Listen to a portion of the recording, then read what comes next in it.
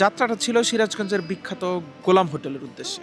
সেতুপূর্ব এসে মাথায় আইডিয়া আসলো, যদি বাসে সেতু পার না হয়ে ট্রাকে পার হই তাহলে যাত্রাটা হয়তো আরেকটু রোমাঞ্চকর হবে।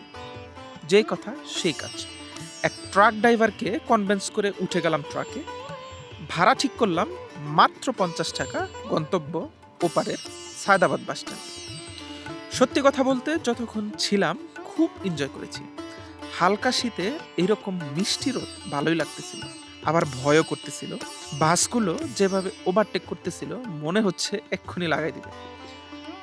যাই হোক, আমার সাথে ছিল খানাপিনা.com এর জনি। ও বলতেছিল ইটস এ গ্রেট এক্সপিরিয়েন্স। আমাদের সাথে সেতু মেইনটেন্যান্সের কাজের জন্য দুজন লোক উঠেছিল। তারা মাঝ সেতুতে নেমে যায়। আমরা তাদের বিদায় দিয়া বাতাস খাইতে খাইতে সেতুর শেষ প্রান্তে চলে আসি। এইভাবে সেতু পার হওয়া আমার সেকেন্ড টাইম। আরেকবার ছিল 2020-এ করোনার সময় রাজশাহী থেকে ফেরার পথে। বাই দ্য ওয়ে, আমার ফেসবুক পেজটা ফলো করে যায়, বোঝেনি তো, এতে আমার একটু ফায়দা হয়।